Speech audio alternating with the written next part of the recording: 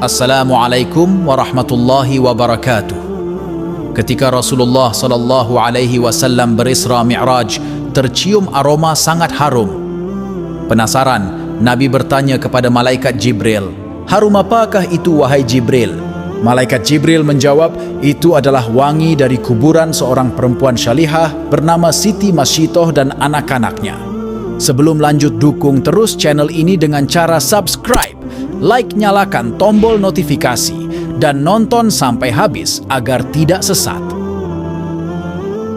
Pada zaman dahulu, ada seorang raja menjodohkan anaknya dengan Masyitoh dengan harapan hasil perjodohan bisa mendapatkan anak yang kelak sebagai pewaris tahta kerajaan. Anak raja itu pun siap menikahi Masyitoh, tetapi dia tidak ingin melakukan hubungan intim dengan istrinya. Pada suatu waktu, dia mengatakan kepada istrinya, "Sebenarnya, aku tidak merasa perlu memiliki seorang wanita di sampingku.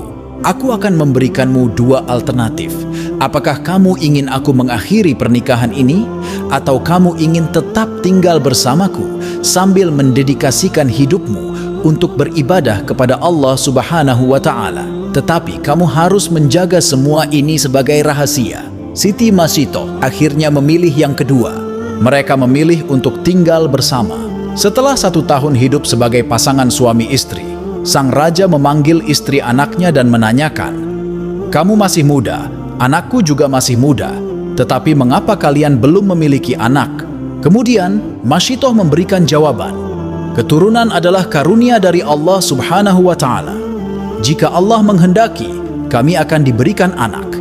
Tetapi jika tidak, kami akan menerima takdir ini tanpa keluhan." Mendengar jawaban tersebut, sang raja segera memanggil anaknya untuk menceraikan Masyitoh. Dan akhirnya, anak raja itu menceraikannya. Sang raja kemudian mencari pasangan baru untuk anaknya yang kedua kalinya. Sementara itu Masyitoh tinggal sendirian di pinggiran kota dan terus-menerus beribadah kepada Allah Subhanahu wa Ta'ala seperti yang diajarkan oleh mantan suaminya. Suatu hari, dia bertemu dengan seorang pria. Dia kemudian mendengar laki-laki itu mengucapkan Bismillah. Masyitoh pun bertanya kepadanya, "Dari mana asalmu mendapatkan nama Allah itu?" Sang pria menjawab, "Saya adalah seorang sahabat dari mantan suamimu. Mereka memutuskan untuk menikah, dan dari pernikahan itu, mereka diberkahi dengan beberapa anak." Beberapa waktu kemudian, Masyitoh berakhir menjadi tukang sisirnya anak Fir'aun. Begitu juga dengan suaminya. Ia bekerja sebagai pekerja di istana Fir'aun. Dalam kitab Qasas al-Anbiya yang ditulis oleh Imam Ibn Katsir, disebutkan bahwa anak raja yang menikahi Masyitoh adalah Nabi Khidir, yang kemudian menjadi guru bagi Nabi Musa alaihi salam, yang namanya diabadikan oleh Allah Subhanahu wa Ta'ala dalam surat Bani Israel. Hal ini menunjukkan bahwa Masyitoh mempertahankan keimanan yang kuat karena dia adalah mantan istri Nabi Khidir. Karena itu, meskipun mengalami perceraian, keimanannya tetap teguh hingga akhir hayatnya. Saat Nabi Khidir masih dalam pernikahan dengan Masyitoh, dia pasti mengajarinya tentang aspek-aspek ketuhanan. Kemudian, ketika Masyitoh menjadi pembantu rumah tangga di istana Fir'aun, terjadilah suatu peristiwa yang menggambarkan betapa teguhnya imannya. Pada suatu pagi di istana megah Fir'aun, terlihat dua perempuan yang sedang sibuk dengan aktivitasnya. Ada seorang wanita dewasa yang memiliki wajah yang tenang, penuh kedamaian, dan ada juga seorang remaja putri yang sangat cantik. Namun jika diperhatikan dengan seksama, tampak bahwa kedua wanita ini memiliki perbedaan status sosial. Meskipun hubungan mereka sangat dekat, wanita dewasa itu adalah Masyitoh, sedangkan remaja putri itu duduk di depan cermin sambil Masyitoh sibuk menyisir rambutnya sambil menggumamkan lirik lagu. Sambil mengerjakan tugas mereka, mereka berbicara dan sang putri bertanya, "Bibi, apakah saya sudah terlihat cantik?" Masyitoh dengan tulus menjawab, "Tentu saja tuanku, putri selalu cantik." Bibi tidak akan berbohong. Kemudian Masyitoh melanjutkan, "Sejauh yang Bibi ingat, Bibi tidak pernah berbohong kepada tuanku putri," kata Masyitoh dengan tulus. Mereka melanjutkan percakapan mereka dengan sang putri yang cerdas mengajukan banyak pertanyaan, hingga akhirnya sisir yang dipegang oleh Masyitoh tiba-tiba terjatuh tanpa disadari. Masyitoh dengan cepat mengucapkan, "Subhanallah, ampun tuanku putri, maafkan hamba." Sang putri bertanya, "Apa yang tadi bibi ucapkan?" Masyitoh menjawab, "Ampun tuanku putri." Namun sang putri mengatakan, Bukan yang itu bibi." Dia terdiam sejenak. Lalu dengan terbata-bata, dia akhirnya berkata, "Subhanallah." Tuan putri berkata, "Siapa itu Allah, Bi? Mengapa bibi tidak menyebutkan nama ayahku?"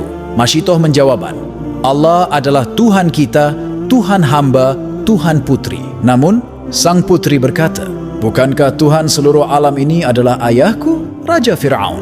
Masyitoh dengan lembut menjawab, "Itu benar, tuanku putri.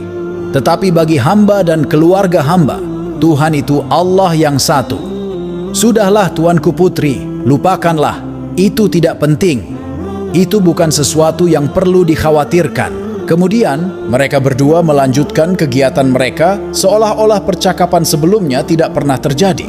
Di ruangan istana Fir'aun, terlihat sang raja dikelilingi oleh para pejabat kerajaan Mesir, termasuk para pendeta yang tengah berbincang-bincang dengan antusias. Raja Fir'aun bertanya, "Pendeta, bagaimana perkembangan pembangunan piramida di lembah makam raja?"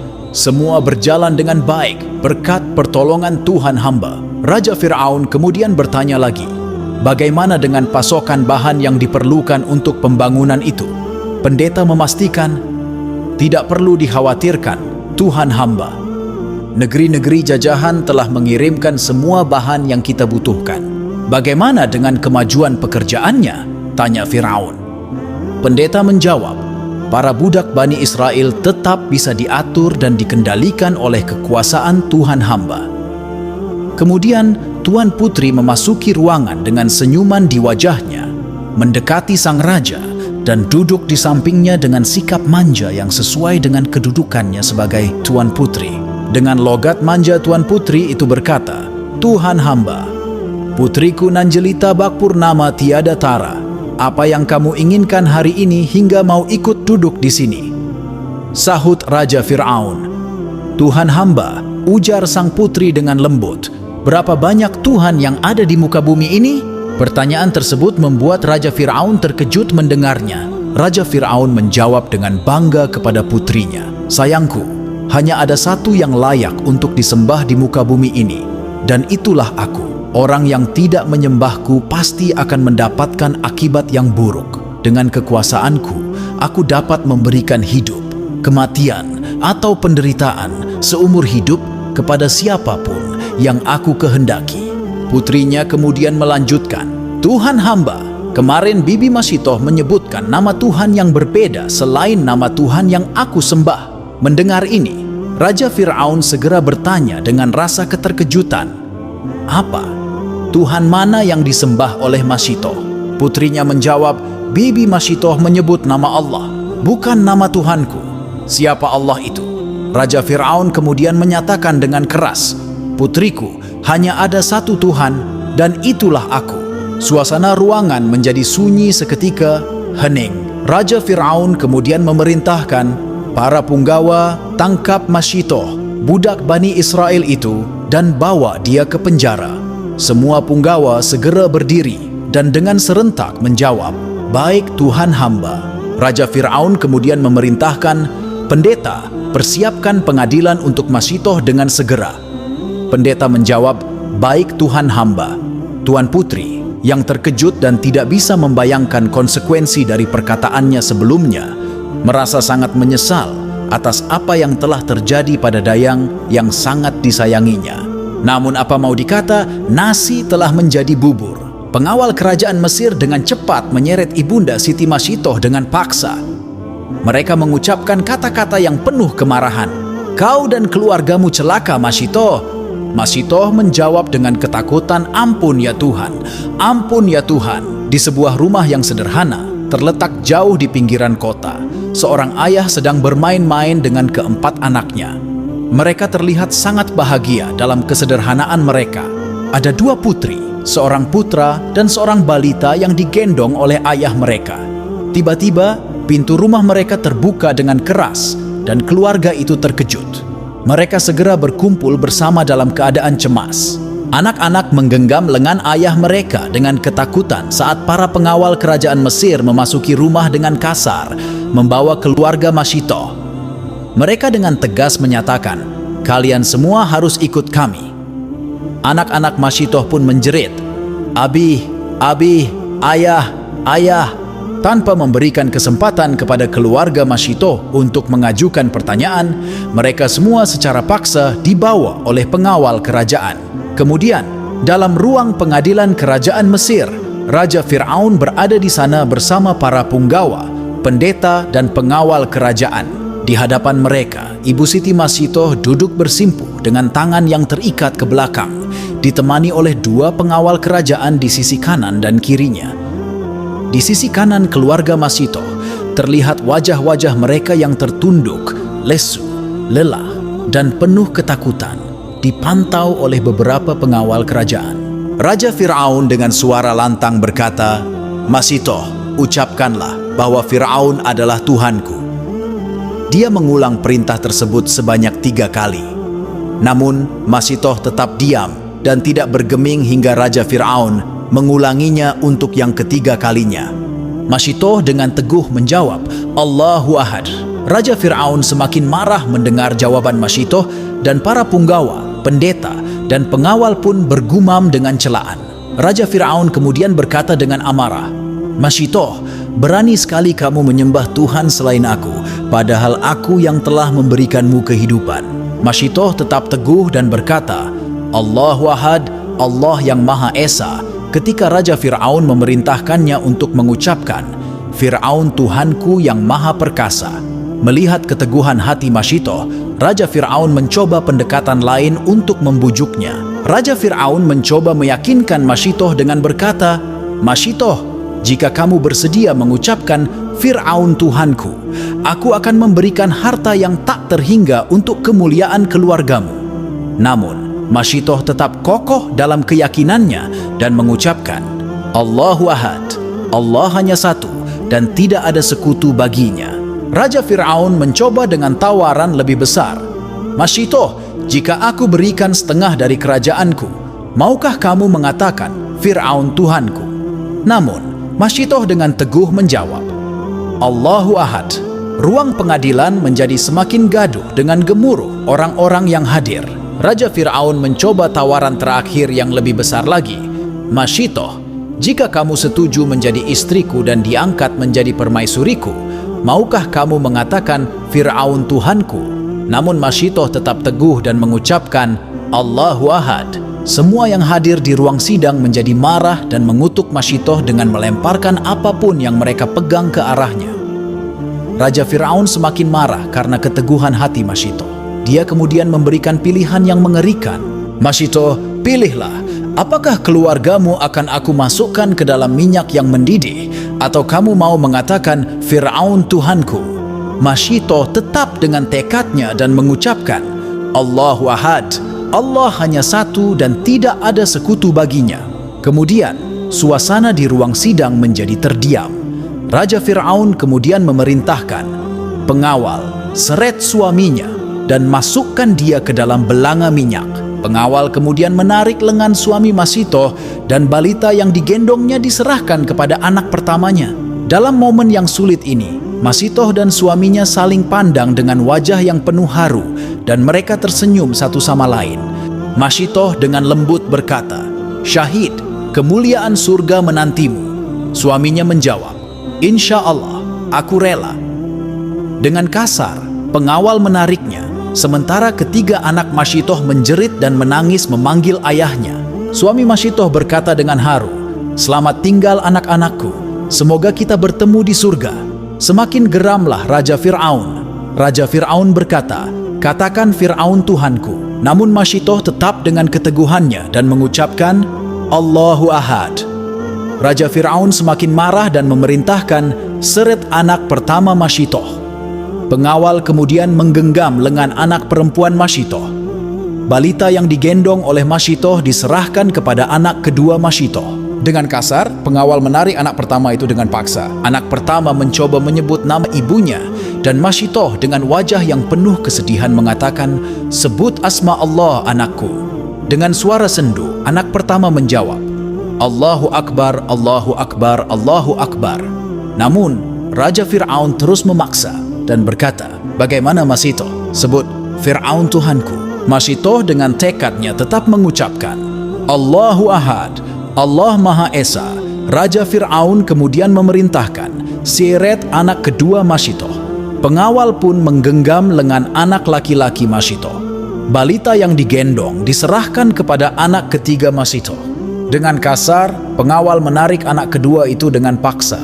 Pengawal menarik anak kedua dengan paksa dan memasukkannya ke dalam belanga minyak. Masito berkata, "Sebut asma Allah, anakku." Kemudian, anak kedua itu dengan suara gemetar menyebutkan, "Allahu Akbar, Allahu Akbar." Raja Fir'aun berkata, "Bagaimana Masito? Sebut Fir'aun Tuhanku." Masito tetap menjawab, "Allahu Ahad, Allah Maha Esa." Seret anak ketiga Masito. Pengawal pun memegang lengan anak perempuan Masito. Balita yang digendongnya diserahkan kepada ibunda Masito setelah pengawal melepaskan ikatannya terlebih dahulu. Pengawal kemudian menarik anak ketiga Masito dengan paksa. Anak ketiga memanggil, "Umi, ibu, ibu." Masito menjawab, "Sebut asma Allah, anakku." Anak ketiga kemudian menjawab, "Allahu Akbar, Allahu Akbar." Raja Fir'aun terus memaksa dan berkata, "Bagaimana Masito? Sebut Fir'aun Tuhanku." Namun, Masito tetap dengan keteguhannya dan menjawab, "Allahu Ahad." Keimanan yang teguh dari Ibu Siti Masito semakin membuat Raja Fir'aun semakin marah. Sekarang hanya Masito dan anak bungsunya yang tersisa. Ibunda Masito menundukkan kepala dan mencium anak bungsu yang digendongnya. Raja Fir'aun mengancam, "Sebut Fir'aun Tuhanku, atau aku akan merebus anak bungsumu." Ibunda Siti Masito tercekat oleh situasi yang sangat sulit ini. Ada keraguan yang terlihat di wajahnya saat ia memandang anak bungsunya yang digendong. Dalam keheningan, ia terus menciumi wajah anak bungsunya dengan penuh cinta. Kemudian Allah Subhanahu wa Ta'ala menurunkan mukjizatnya. Balita yang sebelumnya belum bisa berbicara, tiba-tiba dapat berbicara dan berkata kepada ibunya, "Ibu, teguhkan hatimu, kuatkan imanmu. Surga Allah lebih indah daripada surganya Fir'aun yang kufur. Relakan ibu, jangan biarkan imanmu goyah." Semua yang hadir di ruang sidang terkejut mendengar perkataan luar biasa dari anak bungsu Masito tersebut. Raja Fir'aun pun berkata, "Seret anak bungsu Masito." Dengan menjerit sambil mempertahankan anak bungsunya dari cengkeraman para pengawal. Akhirnya, Masito jatuh terduduk, menyimpuh dengan kepala tertunduk, dan air mata mengalir dari matanya. Beberapa orang yang hadir di ruang sidang mulai merasa terenyuh dan menitikkan air mata karena keteguhan hati dan keimanan Masito yang luar biasa. Sekarang hanya Masito yang tersisa. Raja Fir'aun terus memaksa dan berkata, "Katakan, Fir'aun Tuhanku." Namun, Masito tetap dengan teguh dan menjawab, "Allah yang Maha Esa." Pengawal, seret budak murtad ini dan masukkan ke dalam belanga minyak yang mendidih. Pengawal menyeret lengan Masito, namun Masito tidak melawan. Dia mengikutinya dengan hati yang ikhlas, menunggu pahala surganya dari Allah Subhanahu wa Ta'ala. Setelah Masito dihukum, semua yang hadir di ruang sidang merasa tertunduk dan mendapatkan pelajaran berharga dari peristiwa yang telah mereka saksikan hari itu, tentang harga yang harus dibayar karena keteguhan iman. Setelah ia dan bayinya terjun ke minyak panas, terjadilah peristiwa yang aneh. Setelah itu muncul bau yang harum. Tulang-tulang Masito dan anak-anaknya ditempatkan bersama-sama dalam satu kuburan. Suatu hari, saat dalam perjalanan Isra Mi'raj, Rasulullah melewati tempat tersebut. Tiba-tiba, Rasulullah mencium bau harum dan dia bertanya kepada malaikat Jibril tentang asal harum tersebut. Malaikat Jibril menjawab bahwa itu adalah kuburan Masito bersama anak-anaknya. Demikianlah kisah dari seorang muslimah yang berhati mulia dengan keimanan yang sangat kuat kepada Allah Subhanahu wa Ta'ala hingga akhir hayatnya. dan meski hanya tersisa tulang belulang, dari makamnya tercium bau harum yang membuat Rasulullah kagum. Semoga kisah ini bermanfaat. Assalamualaikum warahmatullahi wabarakatuh.